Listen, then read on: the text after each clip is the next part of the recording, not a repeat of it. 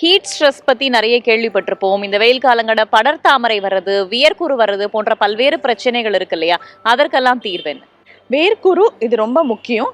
அடுத்தது படர்தாமரை. இதுவுமே வந்துட்டு நம்மளுக்கு நம்ம ஊர்ல ரொம்ப ஜாஸ்தியா வரக்கூடிய 2 விஷயங்கள். வேர்க்குர பொறுத்தவரைக்கும் ஒரு நாளைக்கு 2 தடவ குளிக்கிறது. படர்தாமரைக்குமே அதுதான். ஹைஜீன் தான் ஃபர்ஸ்ட்டு. ஒரு நாளைக்கு 2 தடவ குளிக்கணும். அகைன் கொஞ்சம் வெத வெதன்னு தண்ணியிலேயே குளிங்க.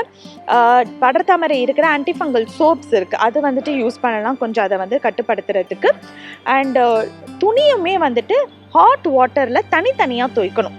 தனித்தனியா துவைச்சு அதை டைரெக்டாக வெயில் படுற மாதிரி இன்சைட் அவுட் காய போட்டால் அந்த பாக்டீரியாவாக இருக்கட்டும் அந்த ஃபங்கஸாக இருக்கட்டும் நல்லா வந்துட்டு நம்மளுக்கு கம்மியாகும்.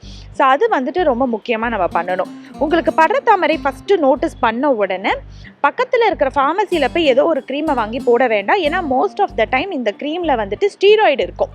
ஸோ போகிற மாதிரி இருக்கும். போட்டோன்னு 2 நாள் போயிடும். ஆனால் திடீர்னு பார்த்தா திரும்ப அப்படியே பரவ ஆரம்பிக்கும் ஒரு இடத்துலேருந்து இன்னொரு இடம்.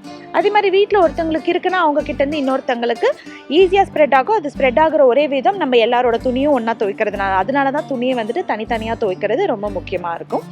ஸோ இந்த மாதிரி படர்தாமரை பார்த்த உடனே முதல்ல ஒரு தோல் மருத்துவரை போய் பார்த்து அதுக்கான மாத்திரை மருந்து எடுத்திங்கன்னா ஒரு மாதத்தில் உங்களுக்கு வந்துட்டு அந்த பிரச்சனை போயிடும். அப்படியே விட்டு நம்மளா ஒரு க்ரீம் போடுறோம் இல்லை ஒழுங்காக மாத்திரை மருந்து எடுக்கலை அப்படின்னா திரும்ப திரும்ப திரும்ப திரும்ப அது வந்துக்கிட்டே இருக்கும். அது ரொம்ப பெரிய ஒரு தலைவலி. எங்களுக்குமே ட்ரீட் பண்ணுறதுக்கு அது ரொம்ப கஷ்டமான ஒரு விஷயம்.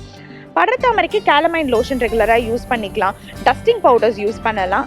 அண்ட் அதுவுமே வந்துட்டு இந்த வேர்க்குருவுமே வந்து நம்மளுக்கு நல்லா கம்மியாகும். கேலமைன் லோஷனை முடிஞ்சால் ஃப்ரிட்ஜில் வச்சுட்டு யூஸ் பண்ணிங்கனாலும் உங்களுக்கு அந்த சில்லுன்னு இருக்கிற எஃபெக்ட்னால உங்களுக்கு இம்ப்ரூவ்மெண்ட் நல்லாயிருக்கும்.